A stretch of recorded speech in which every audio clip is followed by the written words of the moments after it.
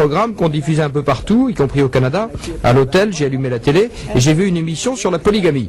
Il y avait là un homme, il disait j'ai eu 8 femmes. C'était un ex-mormon. Il fut excommunié. Dans le passé, les mormons autorisaient la polygamie. Une polygamie sans limite. Joseph Smith et Brigham Young avaient plusieurs femmes. Mais maintenant, à cause des pressions exercées par les autres communautés, vous les Mormons, combien de femmes vous avez? Vous les Mormons? Et il donnait des chiffres étonnants sur la situation actuelle. 20 000 Mormons furent excommuniés parce qu'ils avaient plus d'une femme. Ils avaient plusieurs femmes et ils ne pouvaient pas les enregistrer. Mais ils avaient plus d'une femme, 20 000 Mormons. Cet homme disait, j'ai 8 femmes et elles sont toutes heureuses avec moi. Aucune d'elles n'avait été mariée, aucune d'elles. Elles n'étaient pas vierges, mais elles n'avaient pas été mariées. Et alors, du public, c'était transmis en direct, vous savez, une femme d'âge moyen, jolie, rondelette, se lève et dit, alors, que dites-vous de moi? Il répond, vous aussi, donnez-moi votre adresse et je vous recontacterai. Vous voyez, demandez à toutes ces femmes qui n'ont pas trouvé de mari. Ils seront environ 20 millions sur le marché du mariage. 20 millions sur le marché du mariage au moins, à la recherche d'un mari. Et elles chassent les hommes à New York. Je veux dire, elles chassent les hommes. Et les hommes deviennent timides et homosexuels.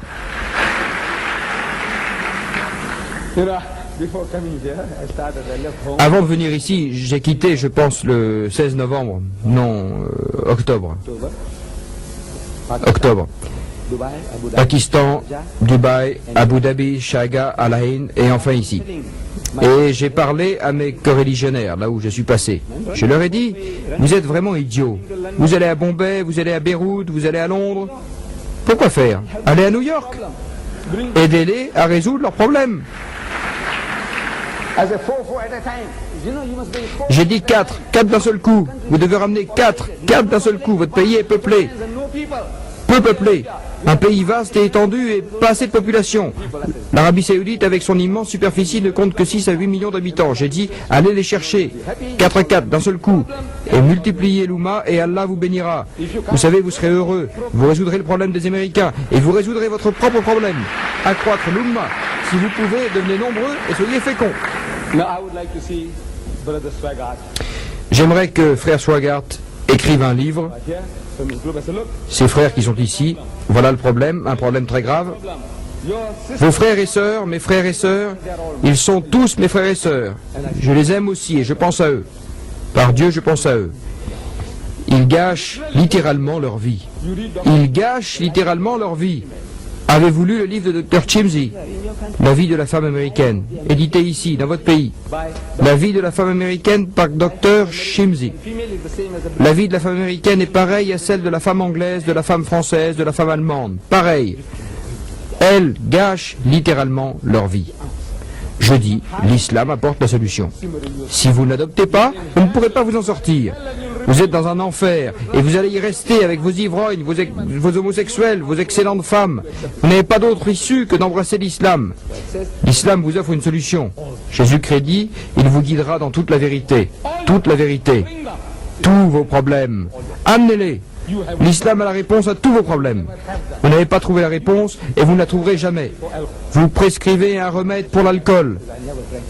Frère Swaggart dit, je n'ai jamais bu de l'alcool. Je le crois. Il n'a jamais bu de la bière, jamais fumé, il n'a jamais bu de l'alcool. Chapeau. Dans un tel environnement, je dis, vous êtes vraiment un ange.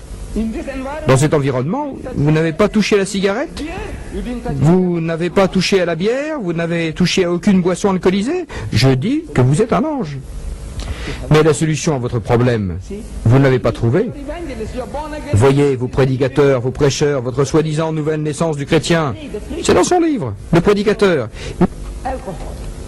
Il dit que les prédicateurs, vous savez, l'alcool. À une réunion des évangélistes, des prédicateurs, des prêcheurs enragés, des campeurs de la Bible, on demanda à l'assistance, quelqu'un suggéra, écoutez, ceux parmi vous qui sont franchement opposés à l'alcool, à la consommation d'alcool, sont priés de se lever. Personne ne se leva. Ils veulent tous boire. Savez-vous pourquoi?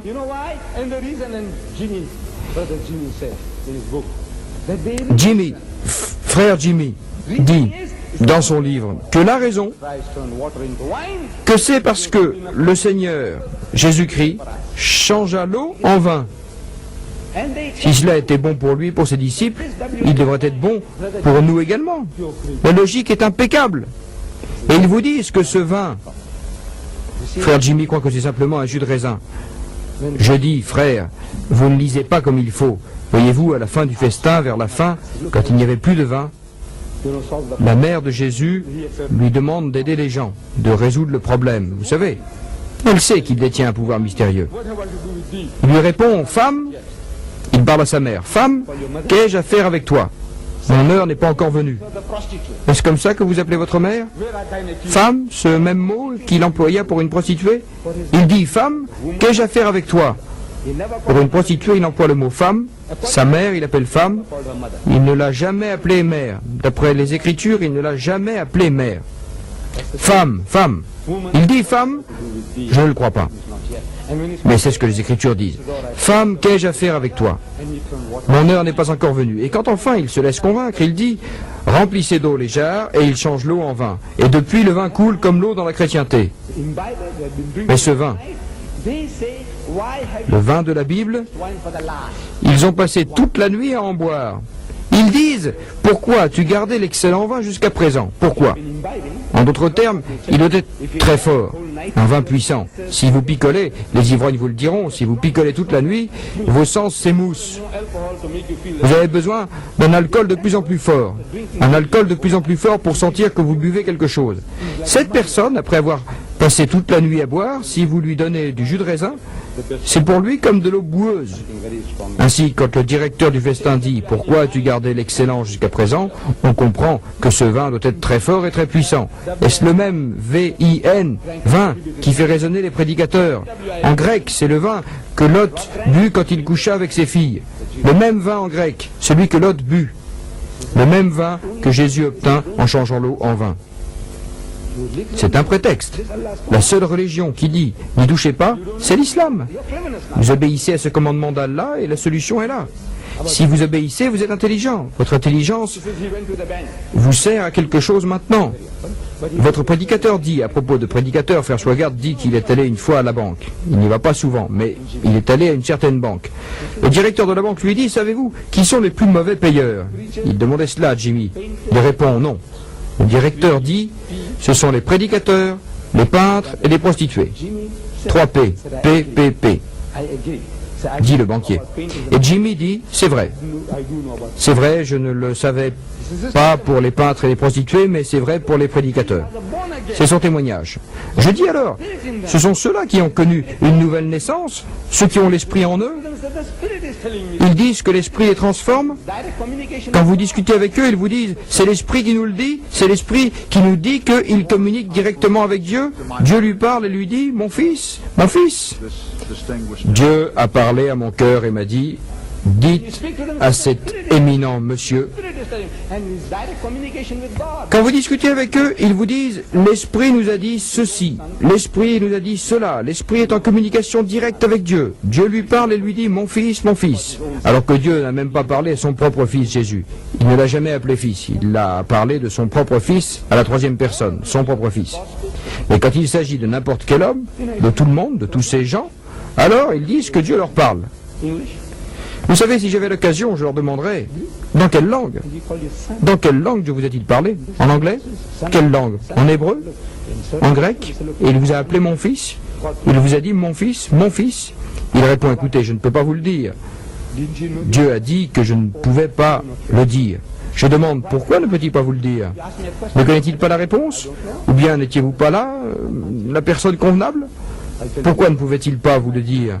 Vous me posez une question, eh bien, ou je suis ignorant, je ne peux pas vous donner une réponse, ou bien je vous dis, non, je ne peux pas vous le dire maintenant, je le ferai en sortant. Il doit y avoir une raison. Dites à monsieur Didat, m'a-t-il dit. Mais quand il s'agit de n'importe quel homme, de tout le monde, de tous ces gens, alors ils disent que Dieu leur parle. Vous savez, si j'avais l'occasion, je demanderais dans quelle langue?